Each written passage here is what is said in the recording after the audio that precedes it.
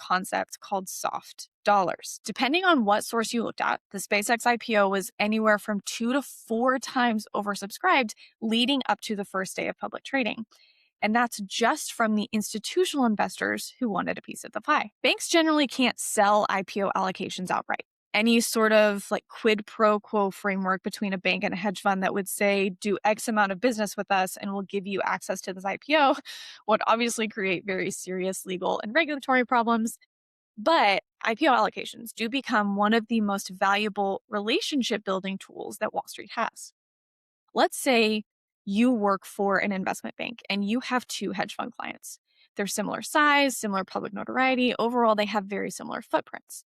But one hedge fund generates hundreds of millions of dollars in trading commissions, uses your bank as its prime broker, trades derivatives through your firm, and brings other profitable business in for you. While the other hedge fund only uses you as like a cursory broker, does maybe $1 million of trading commissions. Between those 2 funds, which one are you going to be more inclined to allocate IPO shares to? Hedge fund number 1, simply because it's a much more valuable client to you and your bank.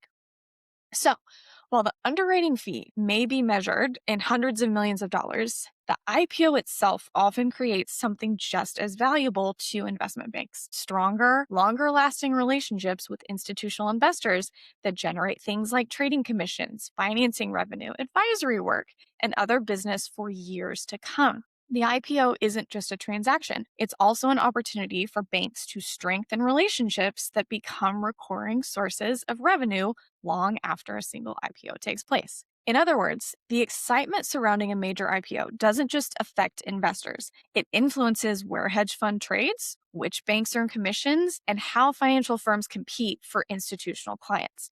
So even the existence of a public stock market changes behavior throughout the financial system itself, which also happens to be part of the very market.